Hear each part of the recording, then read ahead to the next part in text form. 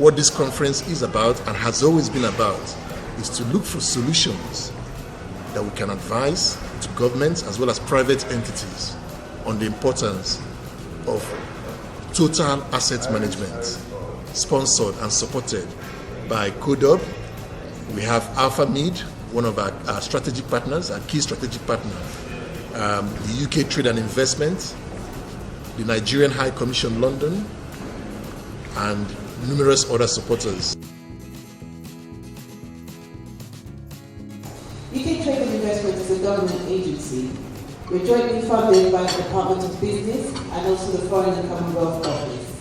And what we basically do is to help UK companies like Codub to actually do business in Nigeria. As a result, the maintenance and operation of roads has suffered insufficient funding for the last several decades. I am pleased to inform you all that the Ministry of Works is currently working towards establishing a road asset management systems for the federal highways network. With persistence and with some determination and with the will, you really can make a difference. And I'm convinced that in Nigeria, you've got all the abilities and the capabilities to make a huge difference. Congratulations, guys. I gather that you are now the largest economy in Africa. You've overtaken South Africa. So growth is really important here, and you have to work with this.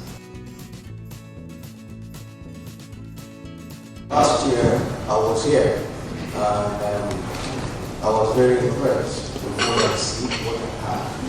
And again, I'm here again. I must thank the organizers of this conference for making it possible for me to attend this conference. As much as it is about self-sustenance, it is also about inculcating the right values and examples for management of facilities.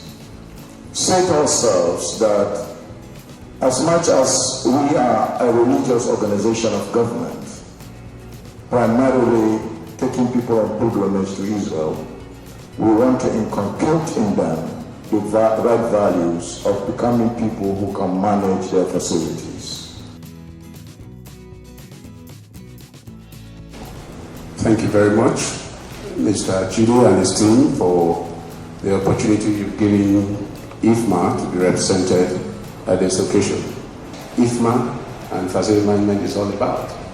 Facility management talks about living a good life at a very reasonable cost. I sit on top of a whole bunch of consultants, and we advise as rail, we advise as bus mass transit, and we advise on waterways. So we're saying that if we just focus on the rolling out of these mass transit buses for the poor, right, you're now hopefully capturing a market that is sustainable. My name is Gordon Ibe. I worked in Shell for 30 years. I think one of the things I got yesterday is a reinforcement of the importance of asset management.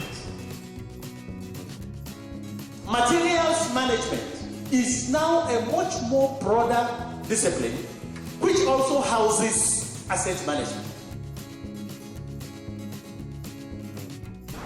But you do not expect you are bound to fail.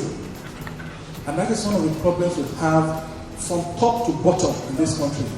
We have very good plans, good strategy, but we do not follow up with effective execution program. And that includes very, very robust inspection plans. This country does not have one single institution that is research-oriented in power systems. All these things that you hear, it's all petty stuff. But where you see 50 PhDs, 5 are professors, they have a design office, they have manuals, they are connected to the internet, doing power systems. We can design thermal stations, we can do hydro stations, we know the renewables we don't have. How will you ever have power? It's not possible. You will continue procuring it And then you come and say the power gap is 10 billion. That's contract value. It is a clear demonstration that Nigerians will never do it, because you are using procurement figure to actually project what Nigeria needs to spend to have power.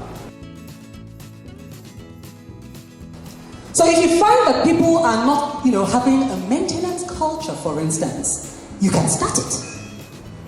You can begin to put things in place to ensure that they understand that it is important. And then it will become. And then by the time somebody else comes in 4 years' time, they'll say, these people, their maintenance culture is too much. And that's it. That's how it happens. They need to be carefully managed, preserved, maintained in order to avoid losses on them arising from ineffective asset utilization, under maintenance, and improper risk management, among others. When people engage their employees, miracles happen, untold things happen.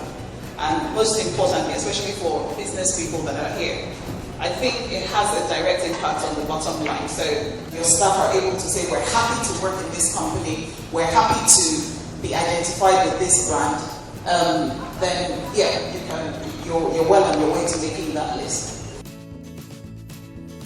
One of the most important things for the management of our summit was real-time feedback from field operation. As I can say, Codub was very cooperative in this aspect, because they were willing to incorporate things that we have discovered using the system, and then we were willing to make the changes that we require to make the system more effective. The international, what we have, credit crunch as they call it, the burst of the bubble, economic bubble that happened in America and then went around the world. Because of that, there was less demand, and even the waste industry was actually hit by that. So even simple things that happen we may not see it, everyone was involved in the industry had a problem with that. If you like fast and pray, after that you must plan. In fact, it's better for you to plan and pray, or pray and plan, because the only substitute to planning is failure. And that's why Winston Churchill famously said that he who fails to plan is planning to fail.